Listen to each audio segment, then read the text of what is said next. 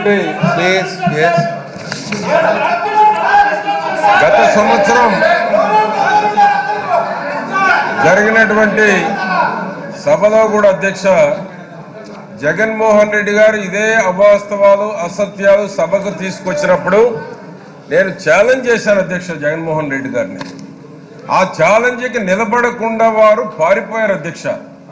ఎందుకంటే నేను కొన్నటువంటి భూమి ఆ అగ్రిగోల్డ్కు సంబంధించినటువంటిది కానీ అగ్రిగోల్డ్కు సంబంధించినటువంటి ఇతర కంపెనీలకు కానీ ఆ యొక్క అటాచ్మెంటెడ్ భూములు కానీ సీజుడ్ భూముల్లో కానీ ఉంటే చూపెట్టమన్నాను అధ్యక్ష.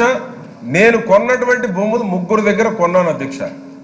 ముగ్గురు కొన్నటువంటి ఇన్కమ్ ట్యాక్స్ రిటర్న్స్ తోడు సహా వాళ్ళు 2014 ఎప్పుడు కొన్నారనేటువంటిది డీటెయిల్స్ కూడా ఇచ్చాను అధ్యక్ష. ఎప్పుడు కొన్నారనేటువంటిది స్పష్టంగా అదే అధ్యక్ష. ఉదయ దినకర్ అయితే 37/2014లో కొన్నారు అధ్యక్ష.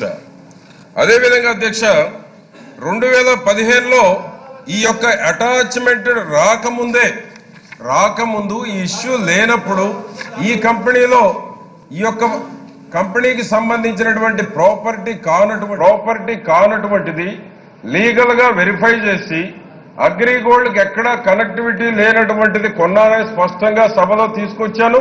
ఎక్కడైనా లింక్ ఉంటే చూపెట్టమన్నాను, ఛాలెంజ్ చేశాను. అవసరమైతే నువ్వు రాజకీయాల్లో తప్పుకో, లేదా నేను తప్పుకుంటాను కూడా ఛాలెంజ్ చేశాను అధ్యక్ష. మళ్ళా ఏ విధంగా తీసుకొస్తారు అధ్యక్ష? ఒక అవినీతి పత్రిక ఉందని అధ్యక్ష. సభలో ఏది పడితే ఆ అవినీతి పత్రికలో రాయించి సభ దృష్టికి తీసుకురావడం ఇది న్యాయమా అధ్యక్ష? మీరు చెప్పండి ఆ గౌరవ సభ్యులకి. నిన్న కూడా అధ్యక్ష ధర్మశ్రీ గారిది ఒక అవాస్తవం అధ్యక్ష. ఎందుకంటే అగ్రిగోల్డ్ నేను ఛాలెంజ్ చేశాను.